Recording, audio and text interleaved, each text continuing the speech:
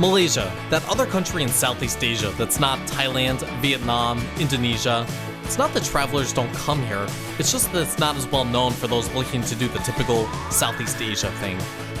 Of course, that's what makes it so great. It has the amazing beaches, with islands to match, and it has the good food, including Malay, Chinese, Indian, and just about every other type you can think of. And of course it has the people, welcoming, diverse, eager to show off their home.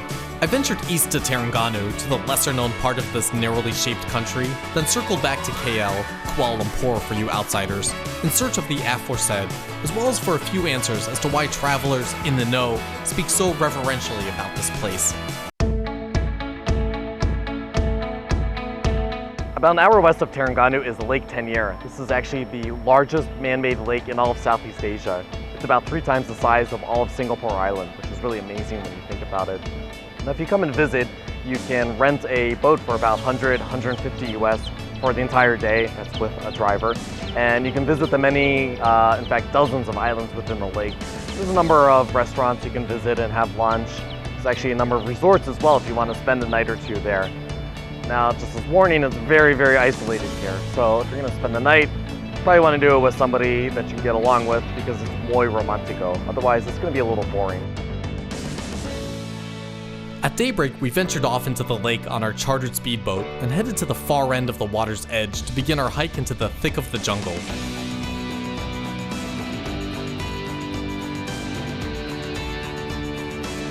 Walking through the middle of the jungle of Malaysia. This is like a typical Monday for me. Actually, no, not at all. Surrounding us was an unyielding cacophony of insects, birds, and the calls of other unknown creatures that could likely end my life within seconds of an encounter. The good thing about hiking in the shade of the jungle is that I feel sweat in only about 90% of my body versus 100% normally.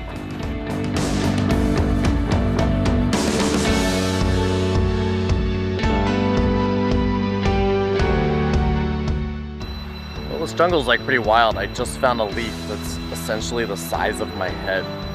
This thing. Again, things I do not see in New York City. Once over the crest of the hill, we came across a mountain spring feeding a pristine freshwater lake full of hungry fish. Naturally, we felt the need to feed them. Something tells me this isn't the first time they've encountered overeager visitors.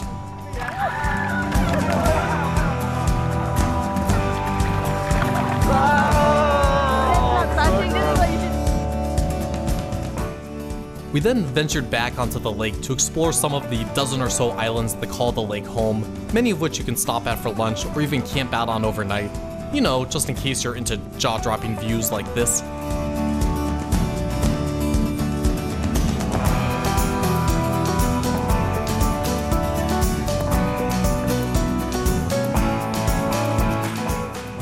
We just stopped at an island in the middle of the lake, and their specialty is the cherry Terengganu, which is a special cherry that's grown here on the island, and they actually make juice out of it, so I'm going to give it a try.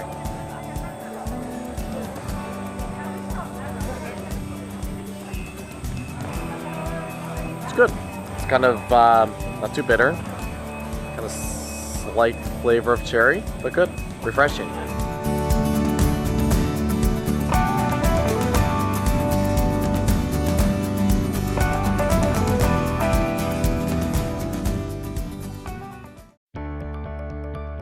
The main reason for my trip here was to join in on the Squid Jigging Fest taking place in Terengganu, Malaysia's second largest city.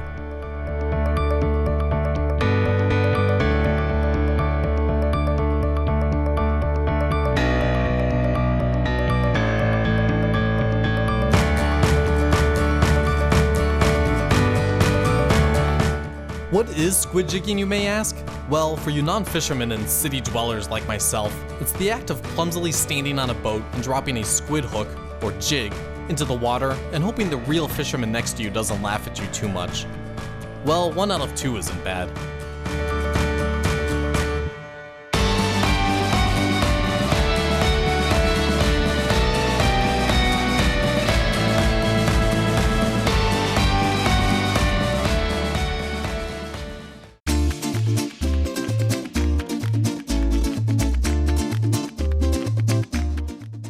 Whenever you're in Asia, Southeast Asia in general, you'll see durian. Durian is a fruit that's either probably one of the best things you've ever tasted or one of the worst smelling fruits in the world.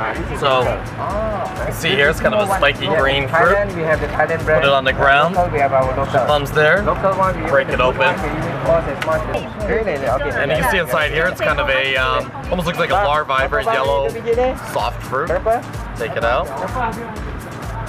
See there. And try it out. How much is 37 ringgit only. 37. It's about 15 ringgit one. Yeah. The other one is bigger. Okay. It's good. It's not the cleanest food to eat in the world, but it's good. Okay, now. In the center of Terengganu is the wet market. Here you'll find snacks, vegetables, but most importantly, some of the best seafood you're gonna eat in all of Malaysia. Yes, the seafood here does in fact taste as good as it looks, and you can rest assured it's fresh. Nothing frozen, genetically modified, or prepackaged here. And yes, you'll also need to wash your feet afterwards by any means necessary.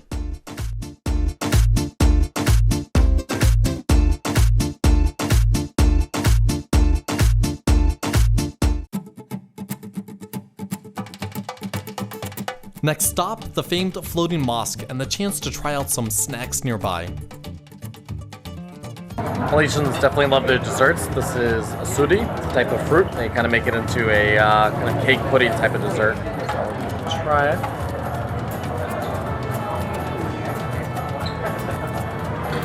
It's good. It's kind of sweet, a little soft texture. Very good.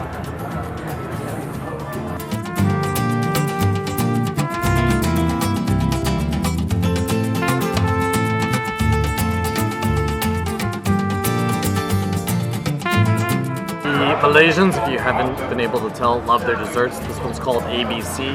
Initially thought it was called Lion Duri Celebrator, which was the sign in front of the stand, which I was then told was wait here, get in line. But it's actually called ABC. So it's shaved ice, lots of flavored juices, ice cream, and they kind of sprinkle some nuts on top. It's quickly melting because it's roughly 100 degrees and humid outside. And this tastes like nothing I've ever had before, but good, fruity, kind of a lot of different flavors, but it's good.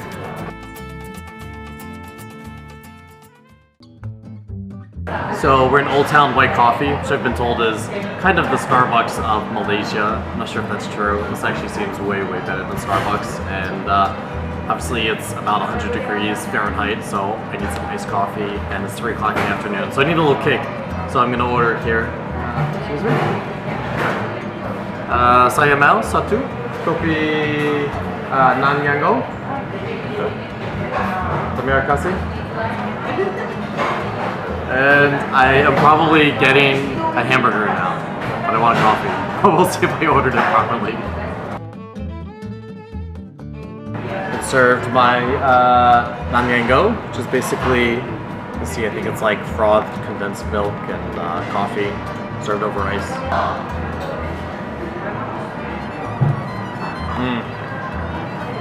Oh, so good. I could drink that every day.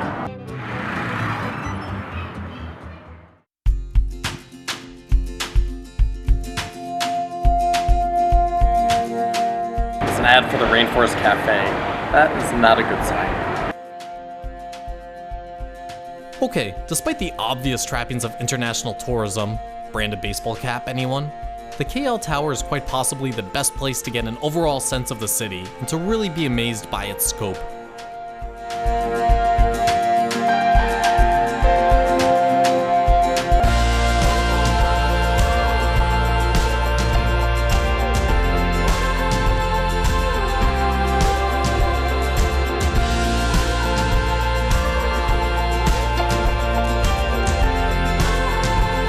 Kuala Lumpur is a pretty compact city and you can get around by foot quite easily.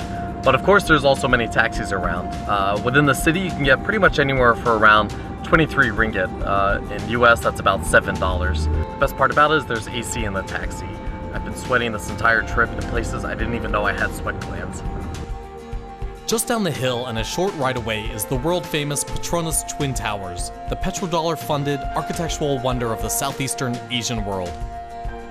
Easily the most famous landmark in all of Kuala Lumpur is the Petronas Towers, Petronas being the state oil and gas company of Malaysia. Now the towers themselves were designed by famed Argentinian architect Cesar Pelli and are 88 stories high, 452 meters tall, and if you wake up early enough in the morning, meaning before 8 a.m., you can go to the top and visit. Fortunately for me, that did not happen.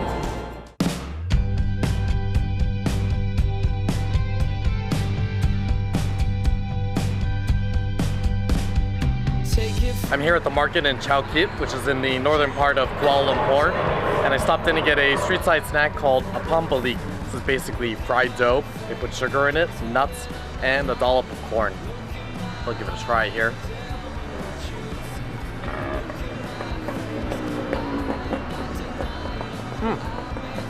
It's good. It's kind of like a Asian variety of a crepe.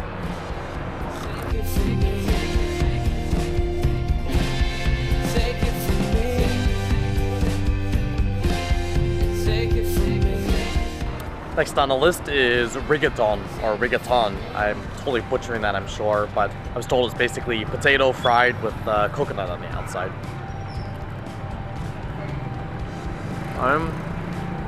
That's exactly what it is. See here. A short walk away is Kampung Baru, a historically Malay neighborhood that has so far avoided overdevelopment and is a great place to wander around and explore.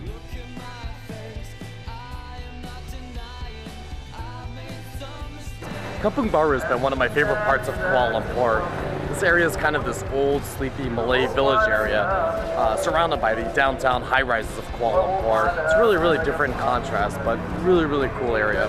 Some great restaurants, little shops, and cool area to walk around in. This is so cool. Kuala Lumpur has monorails. This is officially the city of the future. The monorail is one of the best ways to get around the city, and I decided to hop on during rush hour and head to where the story of Kuala Lumpur begins, its rivers.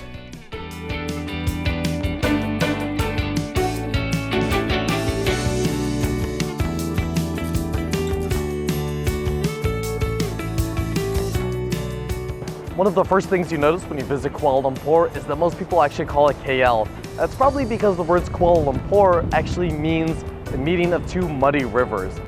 Thankfully, the city has since transcended this unfortunate name.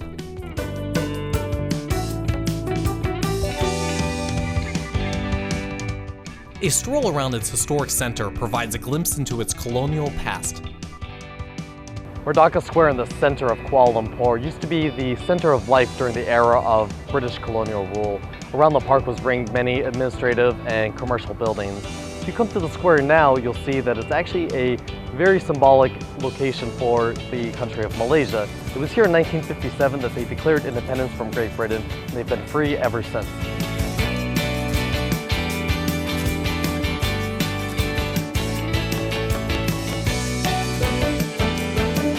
Malaysia is comprised of many different people from different backgrounds. About half the country is of Malay descent, a quarter are Chinese, and there's a very large Indian minority. Kuala Lumpur itself really represents all these different people. You'll find a Little India, a Chinatown, and of course a Malay area. Basically what this means is good food anywhere you go. I know people tell you when you're in Kuala Lumpur, one of the things to do is to go to the malls, but I'm telling you this right now, not gonna happen.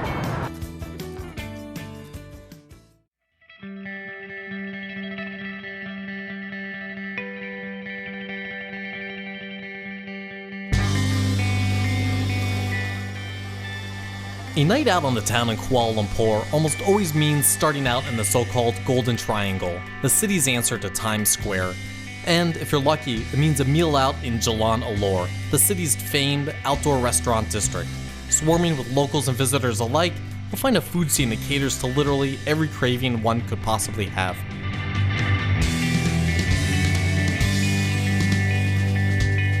Probably one of the best places to get street food in the entire city is Jalan Alor. This area is in the Golden Triangle, and especially the weekends, it's just bustling with people. You'll find everything from different types of Chinese, Thai, Indian, but of course, Malay food. My word of advice, come hungry and leave any frog lovers at home.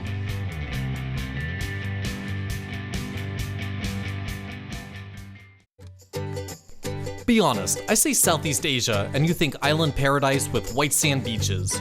Not to be outdone by its neighbors to the north and south, Thailand and Indonesia respectively, Malaysia has its share of beautiful islands, including Redang off its eastern shore. Here in Terengganu, about an hour north by ferry, is Redang. Redang is probably one of the most famous islands in all of Malaysia. Lots of beautiful beaches, palm trees, white sand, peace, tranquility, you know, if you're into that kind of thing, okay. Yes, for the record, I am into that kind of thing, once in a while. Redang Island is easily accessible by ferry from Terengganu, and once you are there, there's not exactly a whole lot to do on this isolated island, other than swimming, diving, resting, reading, eating, drinking, and the occasional 3-hour hammock nap on the beach.